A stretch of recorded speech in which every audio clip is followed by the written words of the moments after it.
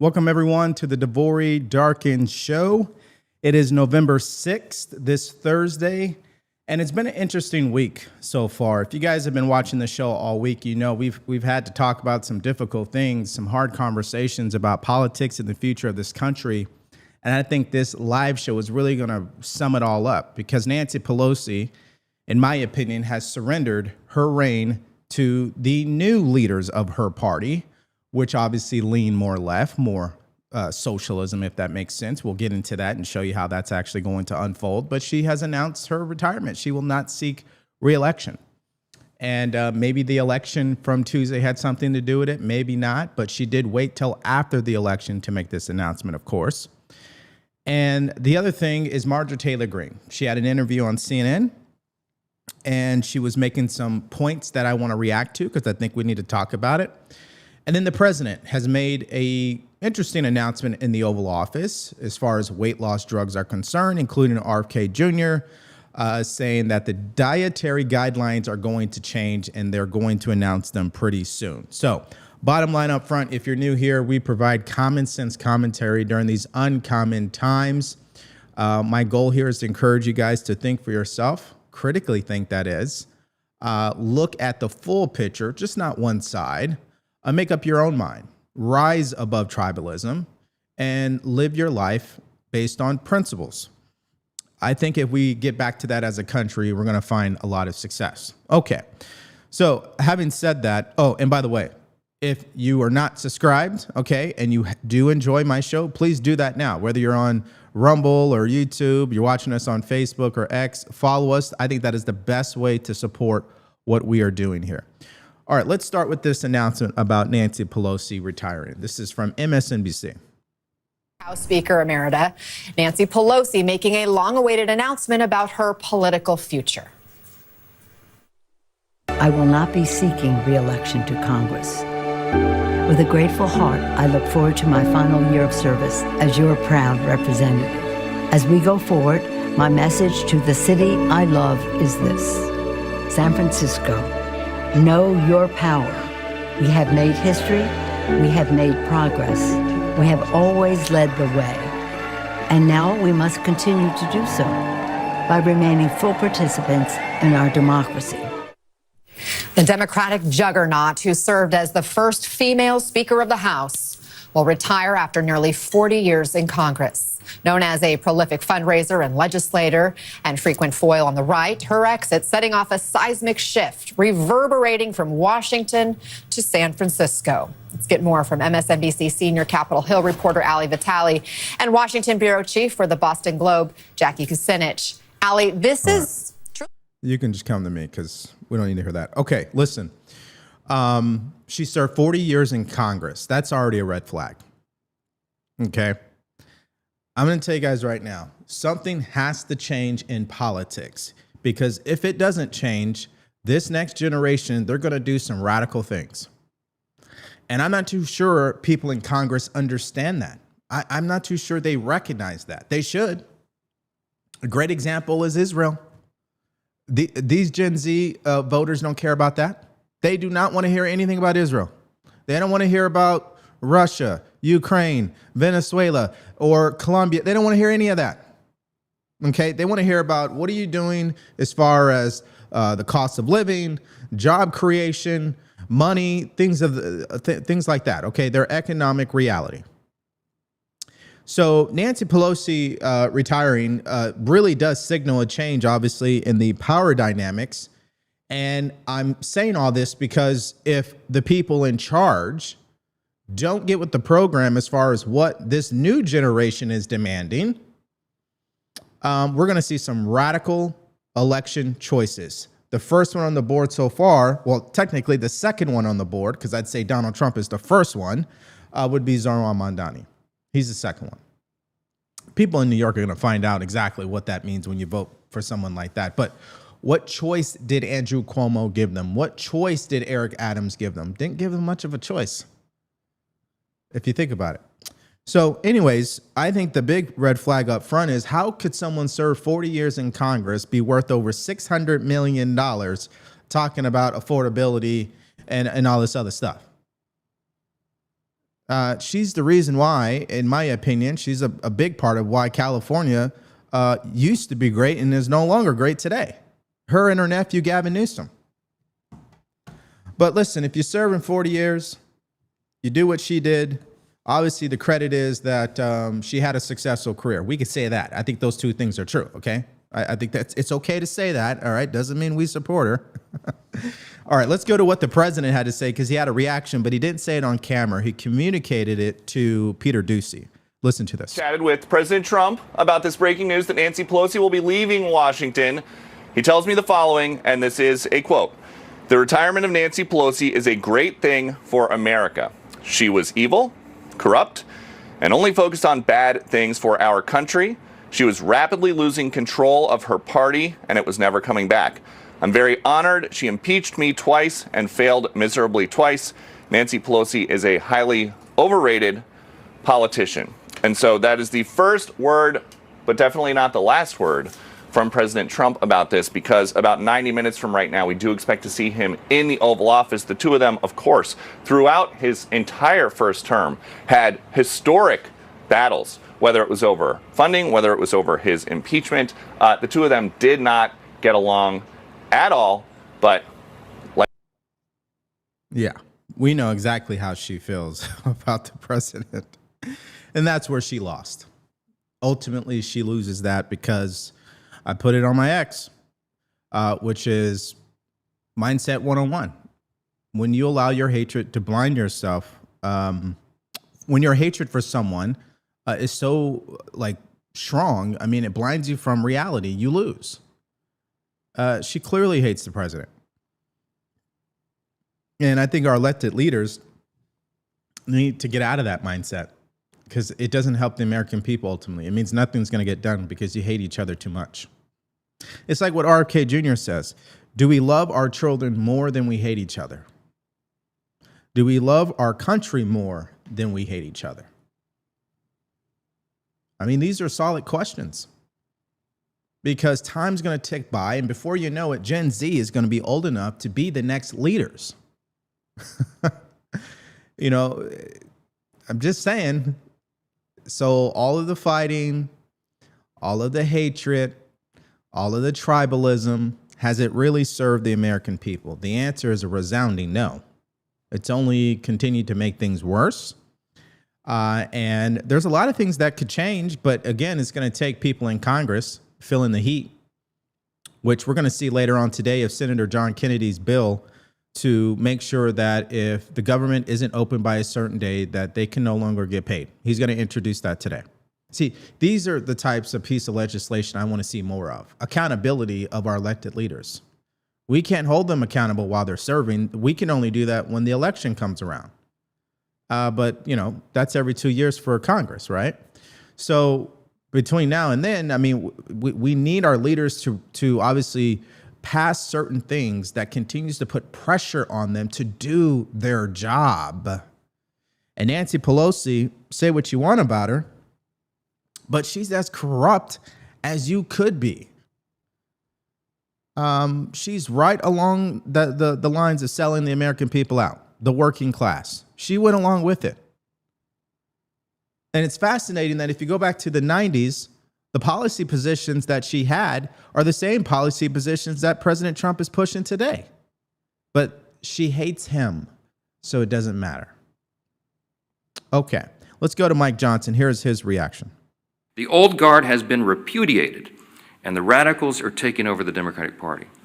We have evidence now every day. Yesterday, Jared Golden announced he would not be running for re-election in the state of Maine. He's a moderate, and he has no place in his party anymore. And then this morning, you saw the headline. Former Speaker Nancy Pelosi has now announced her retirement this morning. That is a very important sign that I hope that you all will delve into. Even the famous San Francisco liberal is not far left enough for the neo-Marxists. We commend her for her services. We all do, everyone who serves in Congress, but there should be a lot written about that.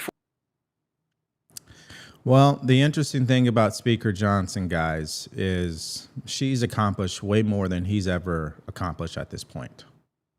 And that's really sad to say. She definitely has 40 years on him. There's no question about that. But if she was in charge in a matter of 2 years, she'd push through so many things through Congress. It's not just the numbers prove that. Okay. I'm sure Speaker Johnson is a great guy. I've never met him in person. I'm sure he's great guy to talk to. But as far as results are concerned, yeah, I'm not happy. Every single step since he was the speaker, he compromised with Democrats every step of the way. I don't think he's ever passed anything in regards to what we've asked for. When I say we, I'm talking about conservatives. I think what he's done, the only thing is the one big, beautiful bill. But that is a clear mandate from the American people and the president. We've been talking about it all week, okay? So Speaker Johnson is a great guy. I just don't think he's a strong leader like Nancy Pelosi was, okay?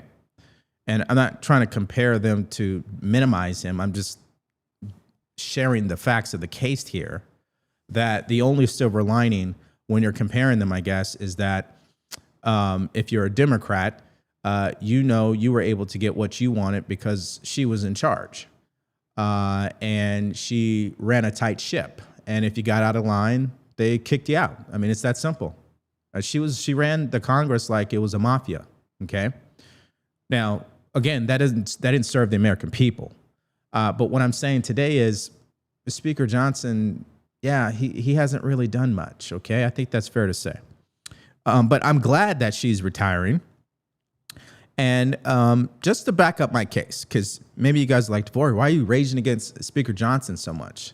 Listen to this from Senator Josh Hawley. Play this. Hopefully it'll be the Pelosi Act. She'll be the opportunity to finally ban stock trading by members of Congress. Nobody made more, I think, than her. I could be wrong. A lot of people made a lot of money. But that's what you'll remember her for? Well, that's if we can get the law passed. I think that would be a great achievement for the American people. There's nothing more outrageous, Mono, than the fact that members of Congress trade millions of dollars worth of stock every year, make huge sums of money with information the public doesn't get. And we ought to pass the Pelosi Act right now. She says she's never done anything illegal or unethical. unethical. Sure, of course. They all say that. Yeah, I've been a prosecutor for years. They all say. You don't believe her? What I believe is that she's got access to information just like other members of Congress that the public doesn't. And technically, that's not insider trading. So it probably isn't illegal, but it ought to be. And we ought to ban it. We ought to ban it across the board. And Republicans and Democrats. I mean, she's an egregious example, but there are a lot of Republicans, who trade stocks, including in the Senate, who trade a lot of money in stocks. And same rule ought to apply to them across the board. So, okay. That's why I feel the way that I do about Speaker Johnson, because the Pelosi Act still has not been signed into law. They have not passed it. And the fact of the matter is that is an easy ask from the American people. We already know members of Congress have access to information we don't. It's no secret. It's why they enter broke as a joke and leave worth over $100 million. How does that happen? And all of them. I mean, like 95% of them. Okay.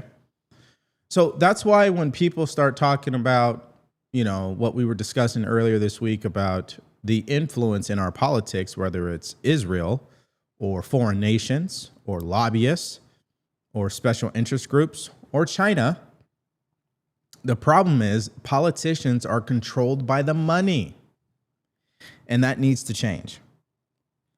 And so that's why I feel the way that I do about the Republican Party right now and Speaker Johnson. I don't think that is a tough ask from them. Okay. Past that. I don't even understand why we're still talking about it. Josh Hawley's been talking about that for at least 2 years now. They still haven't passed it. What are they waiting on? Well, I think you guys know the answer to that. All right. Let's go to this clip, which is Marjorie Taylor Greene. And I would probably say this is really going viral and it's going to ruffle some feathers. Play it. Talk about political futures right now. I assume you heard that the former House Speaker Nancy Pelosi announced today that she's planning to retire from Congress, not seek re-election when her term ends. She's been in Congress for almost 40 years. She's 85 years old. What's your reaction? Well, my reaction is I believe in term limits, and I've co-sponsored that bill. And it's been decades now that I believe we have seen the failure in Washington, D.C.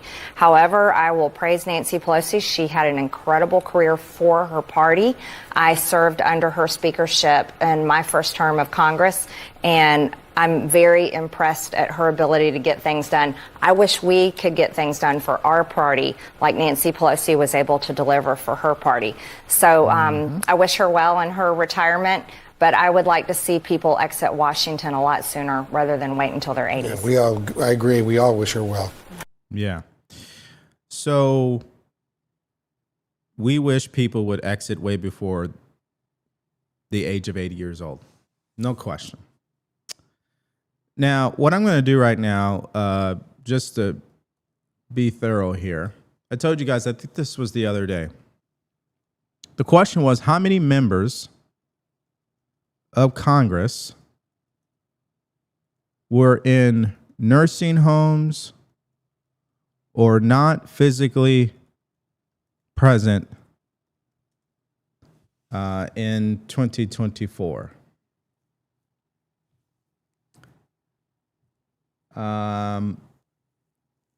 Example would be Kay Granger. Kay Granger, Texas, Republican. She had been residing in a senior living, assistant living facility since July of 2024. Did not cast a floor vote after July 24th.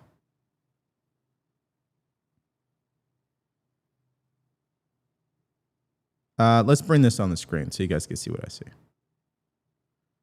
You guys know I'm not making this up. Okay.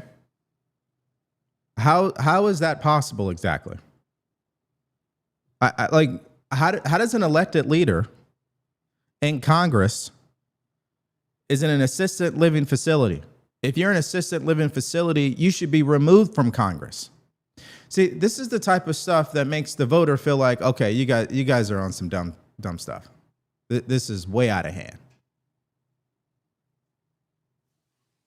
So the president obviously gets all of the attention, right? The president is the figurehead, the face. You know, I get it.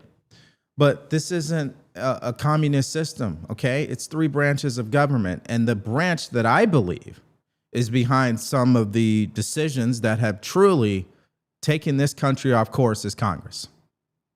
And it's examples like this. Why would someone still be serving in Congress after 80 years old? I have no idea. I was saying this the other day.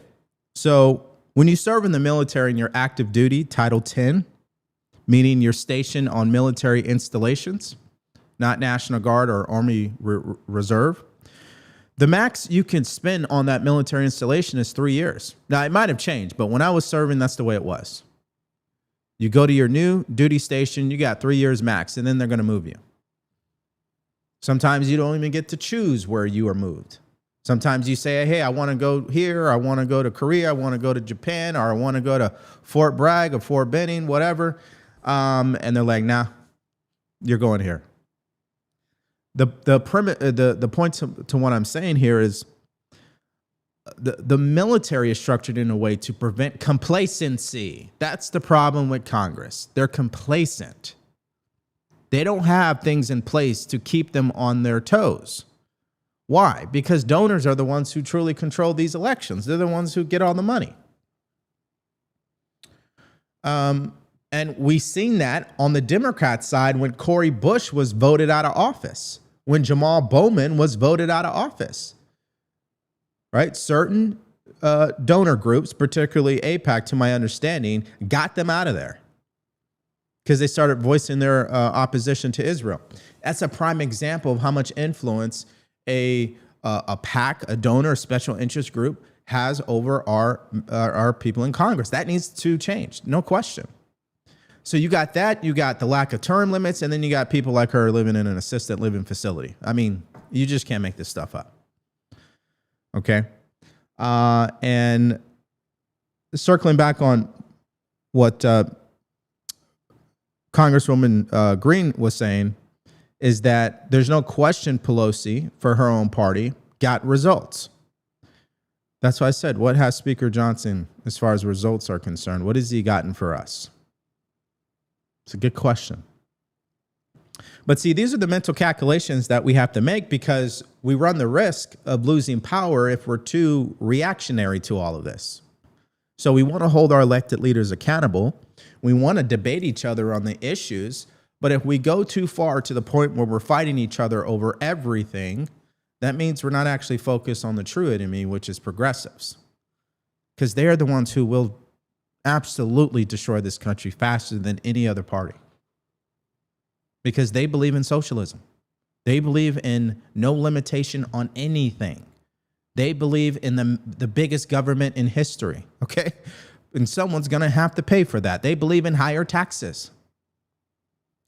So I think that's the true enemy, if you ask me. Okay. Let's go to Mary Catherine Ham, because this is her take about Pelosi leaving, making way for a new generation of leadership, and how that looks to Gen Z and what Republicans and both sides need to understand. Let's play that. I think for the both parties, frankly, there have been signals to say, hey, if you're not speaking to young people or if you're not representative of them in some way, they're going to feel like maybe it's time for you to move on. Biden, of course, was a signal. I think some of the rumblings about Schumer is a signal. And Nancy Pelosi, I think, is sending a signal that maybe it is time at the very spring chicken age of 85 to start handing things over. Have you speak to that one moment in the Democratic Party's history where Nancy Pelosi was the one who basically made the decision that Biden was out? Right. And perhaps she's taking her own advice similarly here. And I think the trick for both parties is to find young representatives and speak to young people without selling them on empty promises or radicalism, frankly, because there are ways in which they have gotten a raw deal, and politically appealing to them can lead you to making promises you can't keep. I think we'll see some of that in New York City, or just going down more radical paths, as Mamdani has, and people on the right could be tempted to do. So I think you have to be careful of that as you hand off the reins. I'm not sure she's going to be in charge of that. She's been pretty extreme herself, as she's from San Francisco, and she can afford to do that. Yeah, there's no question she became radical towards the end of her career because she does believe that boys can play in girls' sports. That is Nancy Pelosi. She believes that. She believes in transgenderism. She believes in puberty blockers, the whole nine, okay?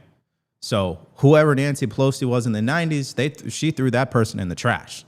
For what reason? I have no idea. But it's really sad. So at any rate, let's get to the point of the matter. You see, millennials were sold this lie that if you go to college, you get a degree, you'll get a good job that not only could help you get a home that you can own, but you'll still be able to pay for your student loans. We all know that was a scam at the end of the day, okay?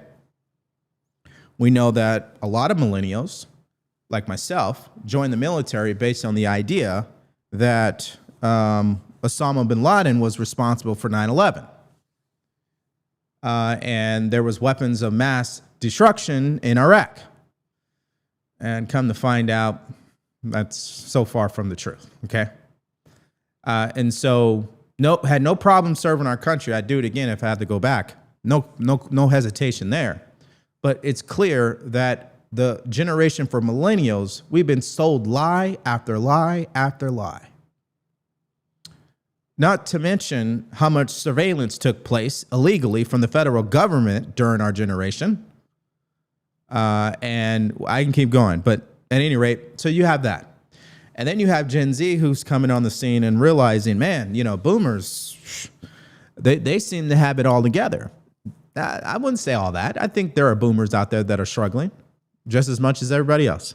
And then I think there are boomers who are not because they made smart financial choices. At any rate, Gen Z is coming on the scene and saying, hey, listen, whatever's happened before us didn't work.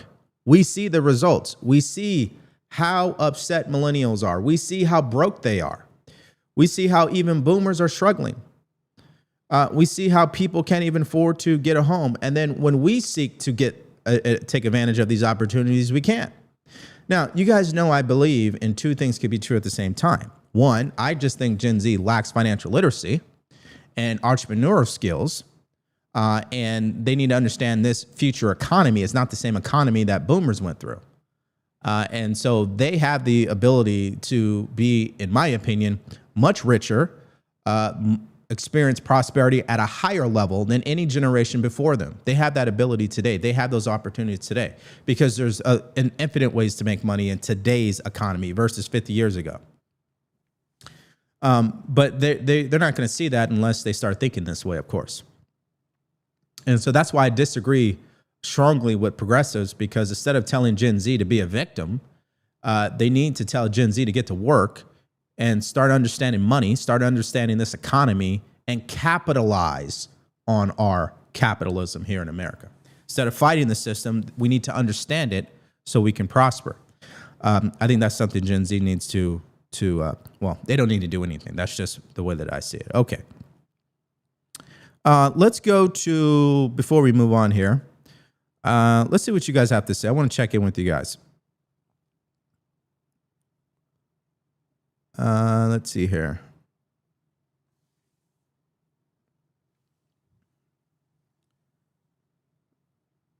Let's see here. Yep. As a boomer, I was taught financial courses in high school. They do not have that anymore. No, they don't. Unless you go to a private school or a charter school or something like that, or even a public school that may have had a lot of influence where the local community got them to change the curriculum in some way, shape, or form. No. And if they teach it, that's not enough. Okay. It's not enough. What I mean by that is, I could tell you how to make more money. It doesn't mean you will do what is required to make more money. The prime example is, if Warren Buffett sat down with everyone who's watching this live stream, how many of you will actually do what he tells you to do to a T? Most of us won't.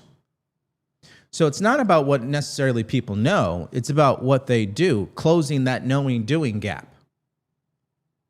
How do you close that gap? How do you close the gap of, I was told how to manage my money. I was told about how I can take my skills and further my career or start a business. But how do I get that and how do I take that knowledge and apply it? That's the question. As I said, it's three things. It's a person's mindset. It's their understanding of financial literacy, and then understanding the current economy. This is what needs to be taught moving forward. Screw all these classes about gender ideology and racial relations and interpersonal communication and all these weird classes in college that have nothing to do with getting results. Let's just get down to the bare bones essentials that will make an American citizen successful in our country today. Not what we thought would make someone successful 50 years ago. Today. First is their mindset. You got to get out of lack and victimization. You can't buy into any of that. Cut all that out. Block all that out. And then secondly, you got to understand how people earn money in today's economy. You got to understand financial literacy, managing money. Do not spend more than you take in. It is the most basic, simple principle of all time, but clearly misunderstood by so many people because they live paycheck to paycheck still. Now, I'm not talking about people who have slipped into tough times. They got laid off, whatever. Their rainy day fund ran out. I'm just talking about people who never even had savings to begin with. They've never saved a dollar. They've never made great financial choices. They spend so much money on going out to eat, going to the club, going to the bar, smoking weed, playing video games. They're not spending their money on things that will bring them a return on investment. It doesn't matter if you make $2,000 a month or $2 million a month. The principle is the same, right? And the third thing is, not everybody needs to own a business. Everybody needs to understand they have a skill that can make them money, either in their career that would allow them to advance in higher positions, which means they'll make more money, or they could go start a business. Why am I going into this whole rant? Because clearly, based on what you've seen, from Nancy Pelosi to Speaker Johnson to the people in Congress, overall the federal government, they are not going to save us. Just not going to do it. They would rather take the information they possess and get rich, which is what they've done. Now, I guess if I was in their position and I had access to that information and I knew somebody that could trade stocks on my behalf, would I do that? Guys, let's not be stupid here. Of course you do it, because it's not against the law, because you made the law. Of course you do it. You got a family, you got kids, you potentially will have grandkids. Of course you're going to do that. But that's why the law needs to be changed. Okay? All right. At any rate, let me get back to what you guys had to say here. Yeah, a 4-year degree in business or psychology, useless. I have a business degree. It's useless. You're not going to learn anything from that. You only learn by actually having a business and failing, okay? That's how you learn.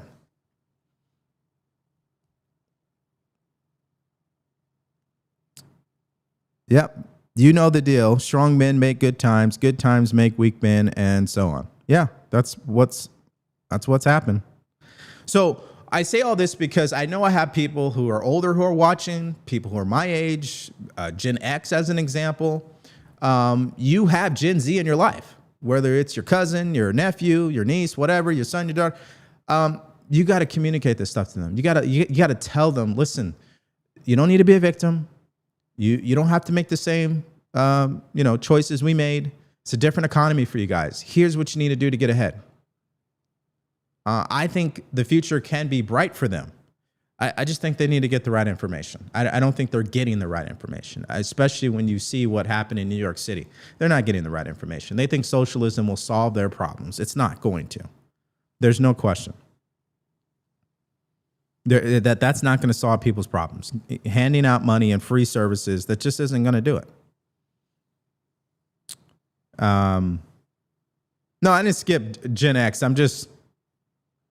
I don't really, I understand what being a millennial is like, okay?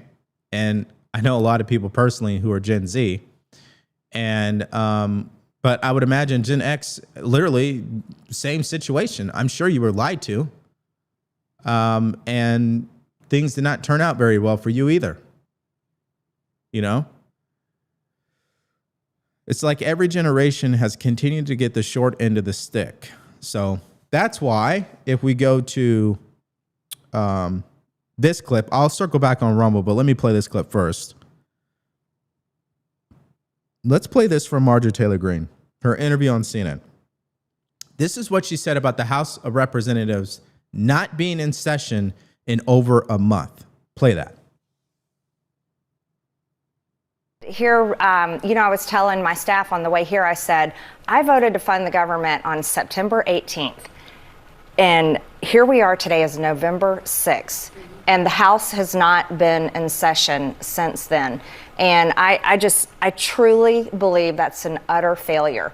And you can't expect people to show up and be passionate about voting for you when you're not even going to work and they're going to work every single day and struggling to pay their bills. So there's no one you can think of that you... Yeah. What do you guys make of that? They've been out of session, still getting paid. Air traffic controllers still need to show up and work, and they're not getting paid. Now, they're going to receive back pay, by the way. But imagine how many people are borrowing money right now, high interest loans, to cover ends meet because the government is shut down. Think about that for a second. So why do I say all that? Well, because it goes back to what we were just communicating with you guys in the chat, that they have failed us in such an embarrassing way. All right, let's go to Rumble.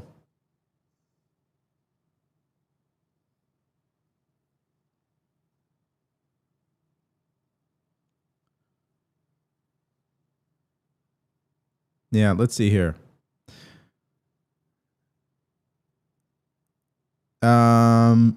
Problem is that one can't be lazy. Working 9 to 5 is not enough. Even starting a small business on the side after your job will help turn what you love into money. Yeah, so I have plenty of opinions, but I want to focus on real results. Real results. Let me give you guys a personal story. So my brother and I, we had a juice bar. This is right after I got out of the military in 2018. We had a juice bar in our local town. It was the only one besides Jamba Juice. And I would say it was successful because it was 100% organic. We built up a loyal customer base, and it was going great. And then you know what happened? COVID hit. And anybody who's in the restaurant business knows that it's slim margins already. A recession hits, you're going out of business unless you're willing to borrow debt or take out your own money or not pay yourself. I mean, there's a lot of sacrifices you're going to make to continue that restaurant, basically. Okay, and a lot of people did that, by the way. At any rate, we closed it because we knew financially this wasn't going to work moving forward. Okay, so obviously I'd use whatever money I had in that business. So when we went into COVID, funds started to get low again, okay? And this is when I met my now wife. And finally, I stopped wasting her time and wanted to marry her. And so I had to buy her an engagement ring, of course, right? But at the time, DeVory wasn't, he wasn't, I didn't have an abundance of cash at the time, as you guys follow what I'm saying. I had a cash flow problem, right? Well, what did he do? Well, what I did is I started an ice cream stand and sold ice cream, saved up the money, and then bought her an engagement ring. This is also at the same time I had a marketing business and I was doing coaching. I was making money from things like that. My point is, instead of being a victim, what we got to do is go into solving problems for people. It goes back to our purpose here on this planet. Service. We serve people. You serve people, you're going to put yourself in a position to earn money. The problem is mindset. Most people feel guilty when it comes to asking for money. Most people believe money is evil. No, it's evil people that makes money do bad things, okay? Not money itself, right? It's like people who say guns kill people. No, people who pick up a gun will kill people, okay? Not the gun itself. The gun is the tool, the weapon, it's the person pulling the trigger, right? Okay? So at any rate, my point is I started a little side business. And the whole purpose of selling the ice cream, which I wasn't really great at, by the way, this is the fascinating part about all this. I was trash at selling ice cream. I did sell ice cream that was really good, but that wasn't my thing. I knew I wasn't going to sell ice cream for the next 100 years. But I said, listen, let me solve a problem for people. I know in front of this bar at this pub, people complain that there's no ice cream. They have tacos, they have burgers, but nobody's selling ice cream. How did I know that? Because my wife and I, we would go there for a date night, and we'd be like, where's the ice cream at? Nowhere to be found. So I was like, all right, let's do that. And, made enough money, got the ring, etc., all this stuff. And now we're here. It's just a personal story to prove that it doesn't matter where you're at, how old you are. Like, all you have to do is think about people. What can you do for your neighbor? You'd be shocked at the money you can make. An extra $500 a month is better than no money at all. And that $500 you can make on one day. You can make in one weekend, right? There's so many things. Now, a lot of people obviously don't want illegal immigration in our country. They don't want to see people crossing the border illegally. But see, the one thing about Hispanics that you cannot take away from them, and that Gen Z and the American people need to get through their head, is you're not going to get anything in life if you don't work. And that's the one thing that they have is work ethic. They will cut 1,000 yards if they have to bring money home. I remember when I lived in California, I went to Tijuana and what's the other place? There's some other tourist locations in Baja, California. I can't remember them at the time. At any rate, when you're coming back through the border, which takes forever, by the way. I mean, you're sitting in traffic. It takes like 3 hours just to cross the border, literally. You're just at a standstill. Like you're only moving an inch like every 5 minutes. Well, while you're sitting there waiting, you know what you see across Mexico on their side of the border? You got the grandmother, you got the mother, you got the son, you got the daughter selling products. selling teacup chihuahuas, okay, selling churros, selling tamales, selling food, trying to earn money, serving people while they're waiting for 3 hours. But we have people in our country who say, "Oh yeah, I don't want to go do that. Nah, I'm too good for that." Got to start somewhere. You know, same thing with people who are from India who migrate here. What do? They come here as a family. They get one house. They all live in that house. They put all their money together and they buy a gas station. They don't have financial issues because they understand financial literacy. They understand solving problems. Go start a gas station. How many of you guys need gas every day? A lot of Americans. Well, DeVory, I don't have the money. You don't need the money right now. You need to make a decision. You need to get to work and then the money will come. I mean, a lot of these people don't have any money when they come to our country, but they outperform the American citizen. That's why more millionaires are not from here. They're foreign born. So we can look at Congress and blame them for all of our issues, but ultimately we got to take charge of our lives. Okay, let's keep pushing here. Okay, let's go to, let's see how much time we have. Yeah, okay, let's go to this clip. This is CNN asking Marjorie Taylor Greene about whether or not she's going to run for the president of the United States, because we know her and Laura Loomer, they've been attacking each other all day long on X. Quite frankly, I'm annoyed by it because it's like, can we focus on something else? But at any rate, here's what she had to say. Watch. Do you have any ambitions for a statewide or nationwide office? So everyone's asking me that, and I think it's because Washington has never seen someone come in with pure intentions. I'm literally one of those disenfranchised, forgotten Americans that feels like the government has failed them, and I just so happened to get elected to. Yeah, so she didn't say no, okay. But she also acknowledged during this interview that she has no interest in running for the Senate. And listening to her appearance on The View, on Bill Maher, and now on CNN, I'm convinced what she is trying to do, and I could be wrong, but I'm not the political strategist, of course. I think what she's trying to do is change the way she is communicating, because she knows in the midterms it's going to be a bloodbath.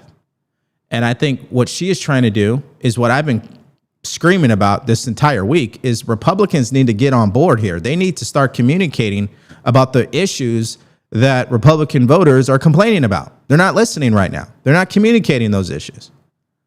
Okay? Listen, you know we have a problem as a party when people like AOC and Bernie Sanders and Mamdani have a clearer message about the cost of living, about affordability, about the future of this country than the Republican Party.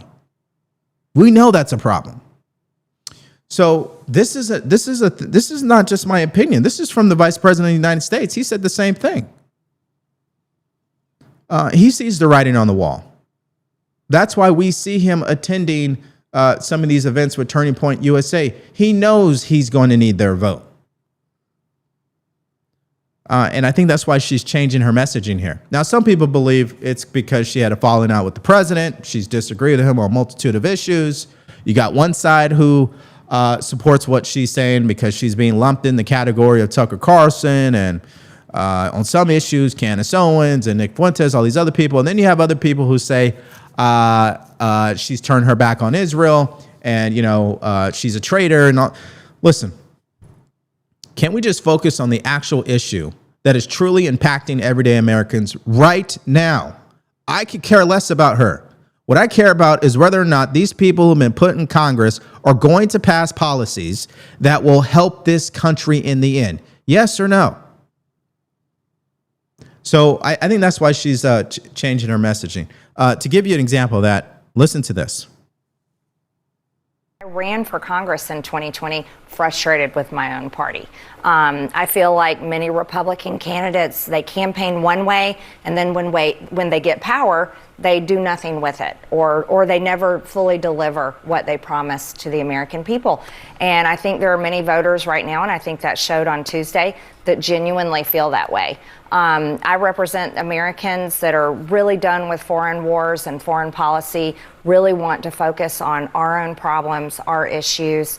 I'm very much one of those MAHA moms, I guess you would say. I was against the COVID vaccine and the lockdowns, and we want to see more in that area, especially when it comes to food.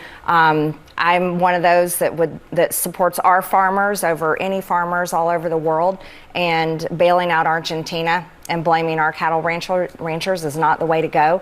And so, I think it's incredibly important for Republicans to understand the people that vote for them, not the people that come and support them in Washington, like the lobbyists and the industries, but the regular people. And that's who I represent. And no matter who gets mad at me, I'm not going to apologize for that.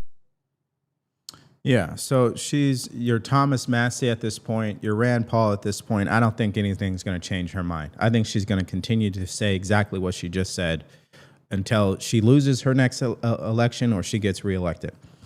So here's my challenge for every one of you guys. My challenge is this. What type of country do you want to live in? Do you want to live in a country where when someone we don't like says something that makes sense, and because we don't like them, we ignore everything that they say? How many people don't like you? Do you want people to ignore sometimes when you do make a good point, knowing that it could actually help them? Or do you want to live in a country where, listen, I may not like this person. I may not agree with 90% of what they said, but on this particular issue, you have my attention. I agree with that point.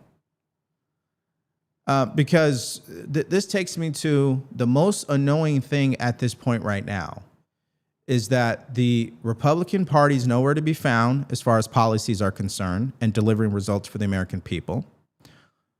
Social media, particularly in the conservative movement, is more concerned with themselves fighting over issues that the average American could care less about. You think the average person walking down the street is thinking about Israel right now? You think the average person's walking down the street thinking about Argentina? No. They're thinking about we were just talking about it. They're thinking about their livelihood, their career, how they're going to make money, how they're going to pay bills. That's what they're thinking about. That's what wins elections. That's why when you give or when you, I guess, punish the American people with record high inflation and illegal immigration, it makes a great case for your opponent, which is why President Trump had a good chance of winning. Then you throw in the fact that you had Charlie Kirk, who had clearly the biggest movement of them all and mobilized Gen Z because they were focusing on the issues. Well, I think we're at a point now where we have to recalibrate here. We got to start talking about the issues, and Congress has to get it together. I said it from the beginning. When the president came out swinging with all these executive orders, Congress needs to catch up. And if they fail to catch up and they don't pass anything that the Gen Z or the Republican voter believes is helping them, they're not going to vote for them. Why would I do that? You're not going to motivate me to show up. It just isn't going to happen. Okay, let's go to Scott Jennings because he had this to say. Take a listen. Well, first of all, I think J.D. Vance is exactly right. They do have to talk about cost of living. They do have to talk about affordability. And he's right that voters will ultimately judge the party in power, the incumbent party, based on the health of the economy, macro and micro. People have to feel like you're on the right trajectory. So I think he's right about that. I think he's right that Republicans are better off to dump the infighting and focus on issues and what we need to do to succeed. And he's certainly correct about this turnout issue. We still have an unproven situation out there about a lot of people who love Donald Trump but don't yet love to turn out when he's not on the ballot. So all these things are correct, and I agree with him. It's, you don't want to run around like chickens with your head cut off when something bad happens, but at the same time, you do want to learn from situations, and I think there's probably some things to be learned last night about candidate quality and the way we're running campaigns in certain places. But we have to remember, these are blue states. very blue states. Democrats won in blue states. And so overreacting and being overly emotional is probably not a great thing today. Yeah, that is a good point. That's why I just want to focus on the merits. I don't care about the people, okay? I don't care about Marjorie Taylor Greene like that. I don't care about Tucker Carlson like that. I don't care about, this politician, listen, can we just focus on the actual merits of the case?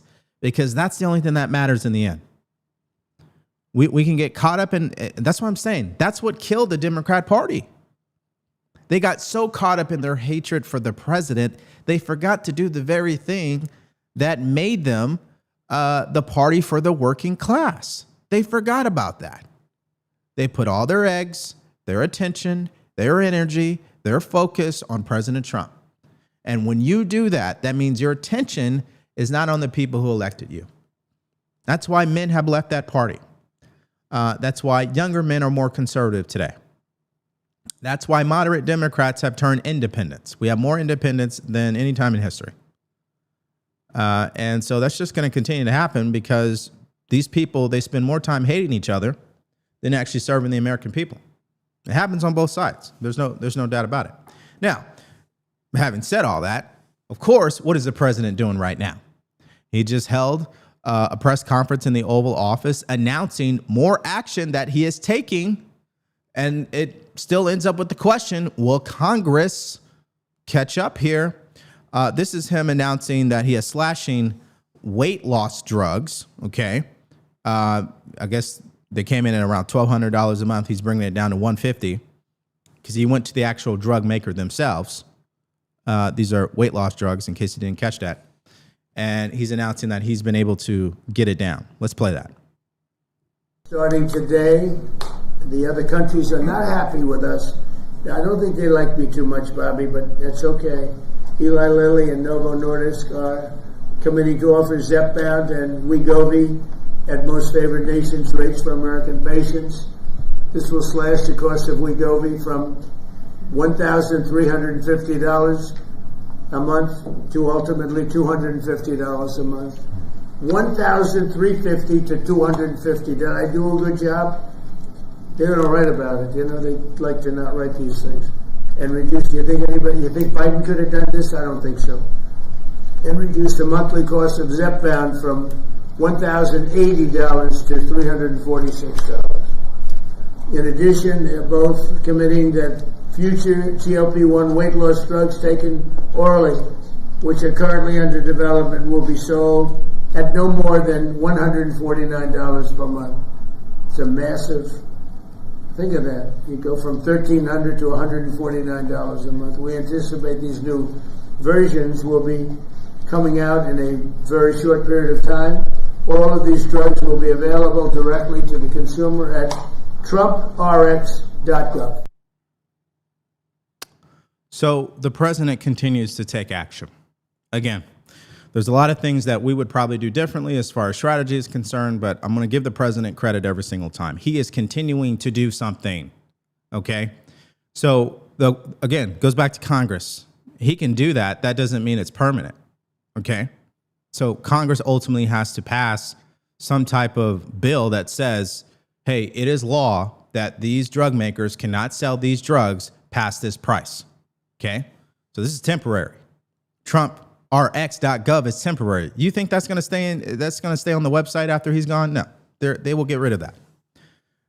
So that's where Congress comes in and makes it permanent. Now, does the Republican Party believe in dropping drug costs at that amount? Permanently? I don't know. I don't think so. They haven't done it. He's the one that has done it. So I think there's something that. And then watch this clip. This is him announcing that Medicaid and Medicare will be able to pay for these same drugs. Watch. Just as significantly, Medicare and Medicaid will finally cover the cost of these weight loss drugs for millions of patients suffering from obesity. Co-pays for Medicare patients will be as low as $50. This is tremendous savings. I mean, now you're talking about from $1,350 to $50.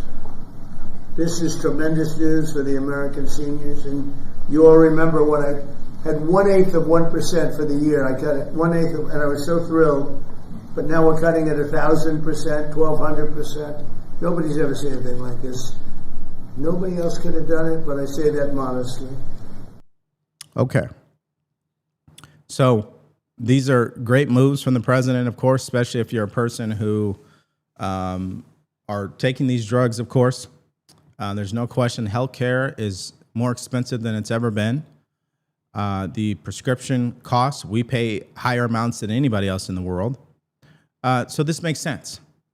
Now, hopefully, we continue to see actions like this from the president, and it becomes things that, you know, in my opinion, will impact us economically, not just the older generation, but the younger generation as well. Now, what can the president do about home prices? I know what he can do. Just call it a day and let's have a recession. Okay, that's what he can do. I don't think he could do anything about home prices. If there's something that could be done about home prices, Congress needs to wake up today. Speaker Johnson needs to get the representatives to come back to Washington, and they need to pass a bill that bans BlackRock and any other corporation from purchasing mass homes, okay? Because they're the ones manipulating the prices as well. All right? But will they do that? I don't know. I think the answer is no, because we know BlackRock donates to their campaigns. So we're back where we've been. Citizens United. That needs to get banned like yesterday. Insider stock trading. Ban that as well. Term limits. Let's go with that. Age limits. Let's go with that. That's why I brought up the military example. You can't stay in one station more than 3 years. You got to move. Complacency is a problem in Congress. All right. So clearly, let's go see what you guys have to say. The president's doing something while Congress is doing nothing. I think that's the bottom line. Yes, a recession will cause us to lose the midterms. I agree with you. It will happen. I agree with you. But again, the good news is we won't have to pay all the high prices that exist today if we're comparing it to 2019. Right? Listen, if I had it my way, we would have already had a recession, okay, under Biden, of course. At this point, I think they're too far down the road. They've kicked it down the road. I'm not too sure what they can really do. I think they're kind of waiting and seeing what their options are. Okay.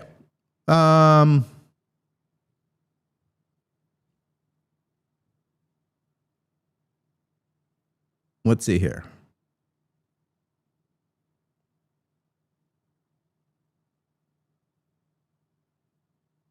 DeVory, technically, these all for type 2 diabetes, not exclusively for weight loss. Okay, well, I was just using the language from the president.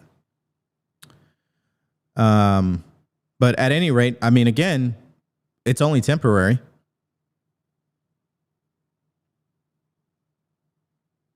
Let's keep going here.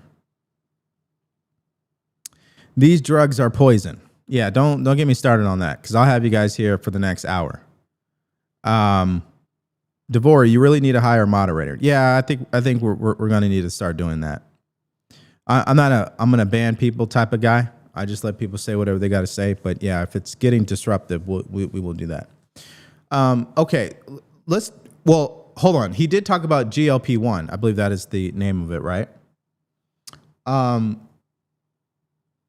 And if this is for type 2 diabetes, I'm not going to speak to that because I'm not a doctor. I will say this, though. There's no question that the pharmaceutical industry is focused on treating symptoms, not the root cause.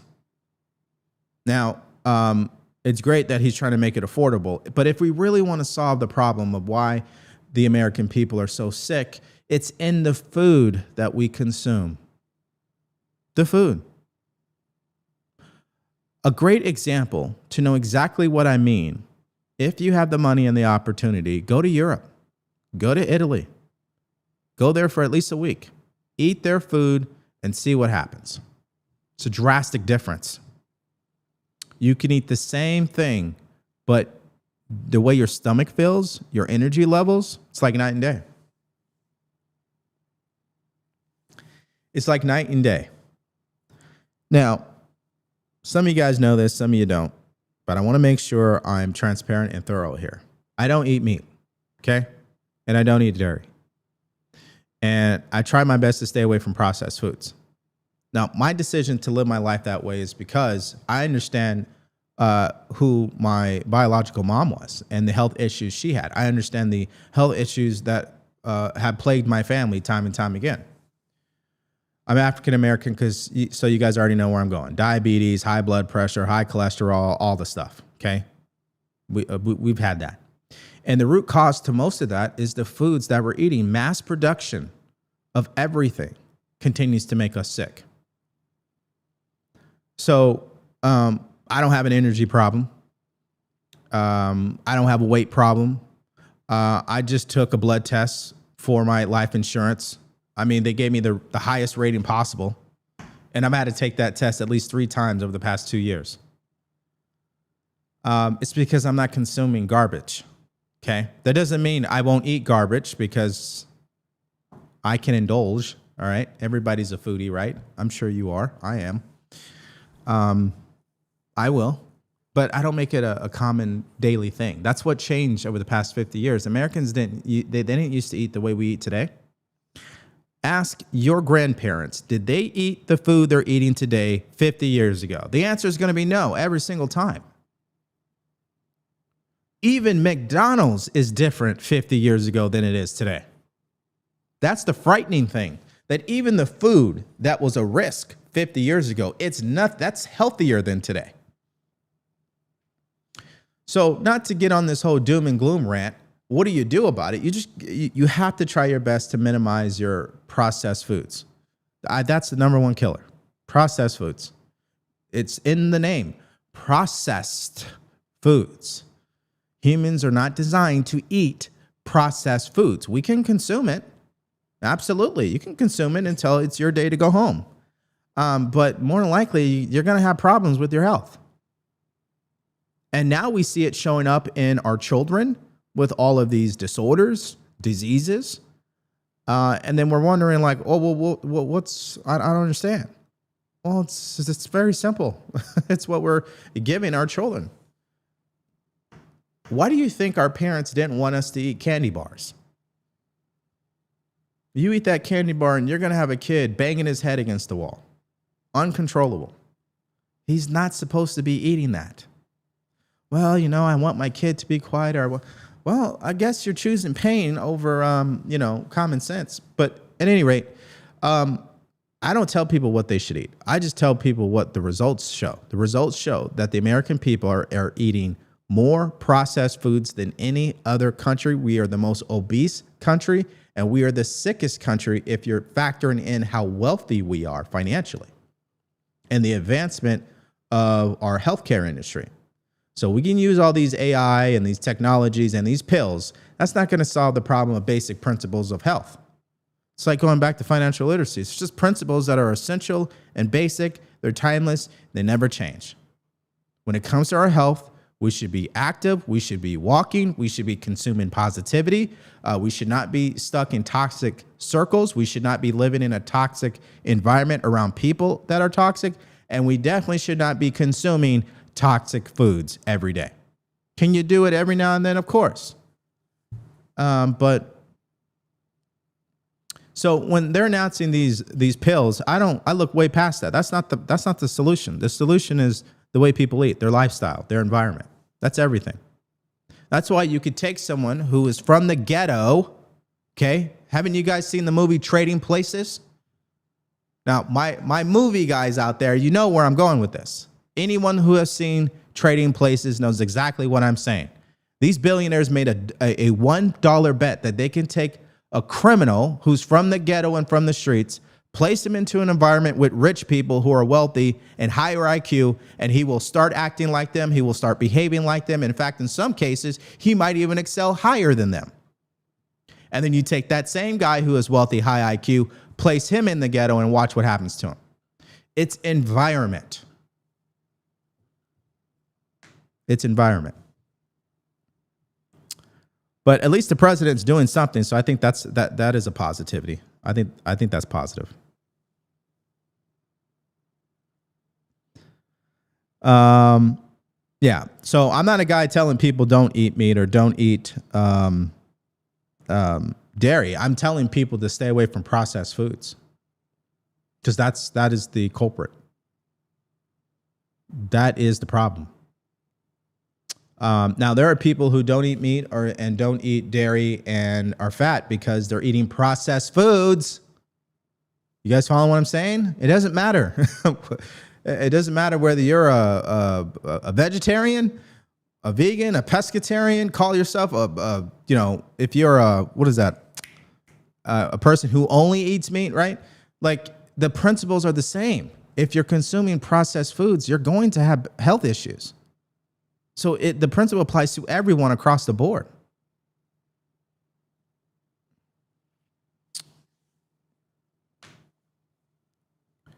Okay. Yeah, see, for the people out there who live outside the city, can actually grow their own food. And that's way better than what the grocery store is offering. Unless you know your local farmers, of course. I believe every neighborhood should have a farmer's market. Instead of building mass subdivisions, a part of the subdivision should be a farm. And the community and the kids can go down to the farm. They can get training on animals and crops, and they can actually learn a lot of life lessons doing that. And then they grow they grow the food, and then the community can eat that food. They don't have to go to the grocery store all the time. I know that's a perfect world.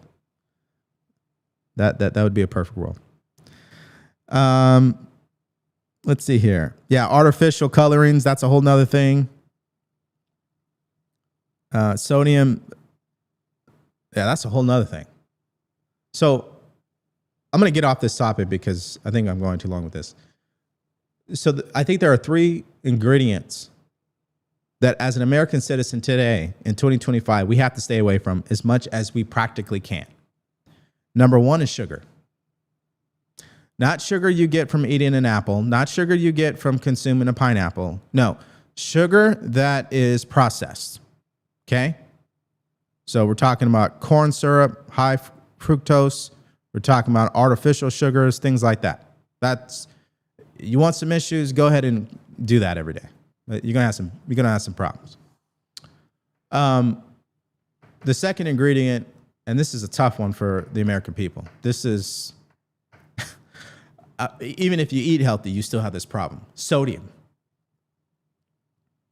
Sodium acts just like sugar in the sense that when you taste sodium on your tongue, okay, your levels go up, meaning it's a sensation, okay? It feels good. And the repetition of sodium in the American diet has continued to actually increase in levels that are way beyond what we are recommended to be consuming.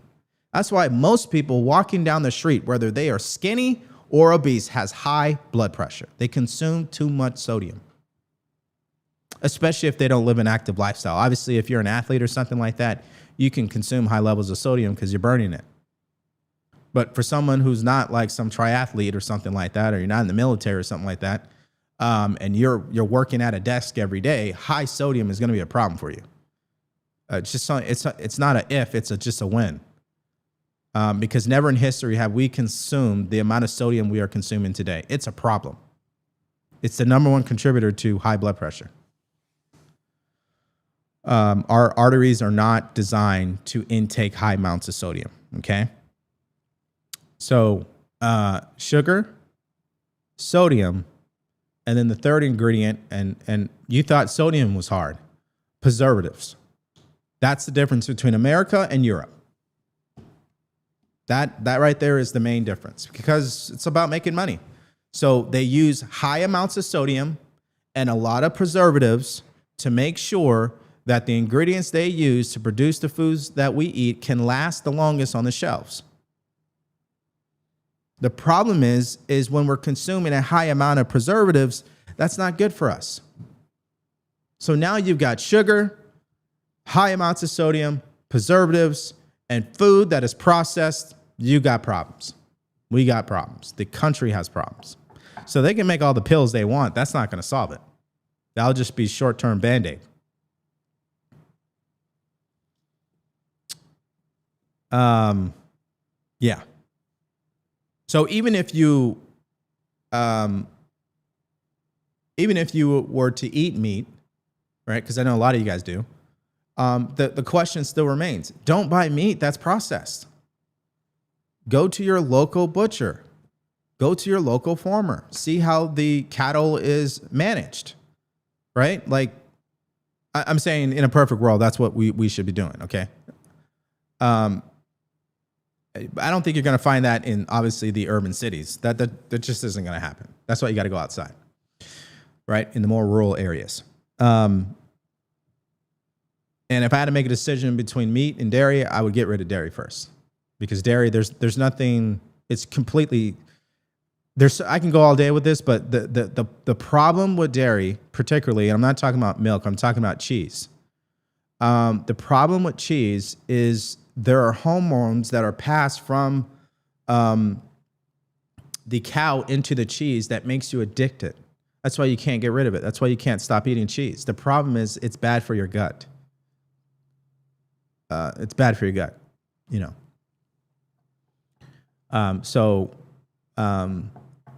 Is there a healthier way of making cheese that comes from a cow? I'm not too sure. But yeah, I think that's more of a problem than meat can be, especially if you know where it's coming from. I think most people have stomach problems, which if you have a bad gut health, that also contributes to the state of your health. This is why I'm saying sugar, high amounts of sodium, preservatives, toxic processed foods that are found in dairy, by the way, and meat, especially if it's mass produced. That's bad for your gut. No question about it. All right. I know you guys didn't tune in to listen to this whole health kick, but I care about people's health. I want people to live long lives. I just don't think the American people have been told the right information. And the pharmaceutical companies and the FDA and the food companies, they don't care about you. There's a reason why the CEO of Monsanto also served in the FDA, or the other way around. There's a reason why the FDA administrator in our history at one point in time went to go work for Monsanto and Tyson Foods. You can't make that up, okay? You can't make that up. That's like the Secretary of Defense going and working for Lockheed Martin, a private military contractor. It's a conflict of interest. They've been doing it for quite some time. So you've got stocks that they clearly are using to pad their pockets. You've got the whole military thing. We didn't even talk about that, and then you got the food. The food is kind of the last thought. We have so many other issues we've been focused on as Americans, but food is a serious issue. It's killing our kids. It's not the same food our grandparents were eating. So you could say, oh, well, I used to eat hot dogs all the time. I'm good. That ain't the same hot dog. Well, I used to eat steak every day. That ain't the same steak, man. I used to drink milk every day. That's not the same milk. Well, I used to drink, I don't know, Sprite or Coca-Cola back in the 80s. It's not the same today. I'm not too sure people are following along with that. Not you guys, but out there. Okay, so I think bottom line to today's story, guys, I think there's so much that that as Americans we are up against. I think in some capacity, America is being abused by other countries. And I think the politicians allow that to happen because they get rich in the process. And I think a lot of these corporations and these complexes, whether you're talking military, food, pharmaceutical, again, it's about the money for them. So what do we do? What do we do? Well, first, we got to get out of victim mindset and into the mindset of, I'm going to be proactive and take charge of my own life. Okay. Number two, we got to get the right information. How do you know you're getting the right information? Just look at the results. That's the best way to judge the information that you are receiving. Look at the results. And this takes me to the other thing that I was speaking about earlier as far as Gen Z is concerned, because I think that's the biggest takeaway of this entire week, is if the Republican Party wants to find success in the future beyond President Trump, they need to start operating with a sense of urgency around these issues. The economy, the cost of living, healthcare, those are all, we already know all of this, okay? But the problem is they have not been focused on those issues in the same way Democrats have. And I mean, really, people like AOC and them. They don't have good solutions. We know that. But they do offer solutions. That's the difference, okay? And final thing is, if you do have a Gen Z in your life, remind them, step one, you got to get your mindset right. Step two, you have to understand that financial literacy is everything. If you don't live your life based on the rule that you will not spend more money than you take in, you're going to have problems. So that's step two, financial literacy. And then step three is understanding today's economy. Okay, whether you're going to go into a career or start a business, it's based on skills. And if you work on gathering the right skills or developing the right skills, or maybe you're already born with certain skills because every one of us has a gift that's already been given to us by God, we can find ways to solve problems for people that will earn us the money we need to live the lifestyle that we want. And I think that's the bottom line as well. So I appreciate you guys sticking with me today. I think we talked about a lot. I appreciate your attention. Very grateful. I'm sure we didn't agree on everything. That's not the point. The point is to get you to think. That is the goal here every single time, to think, to truly think through these times that we find ourselves in, these issues, to get out of tribalism and into the principles and the hard conversations that we need to have politically about the future of our country.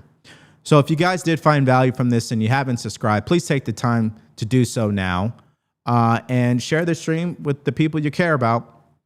Now, having said that, I want to say God bless you and God bless the United States of America. Take care, everyone.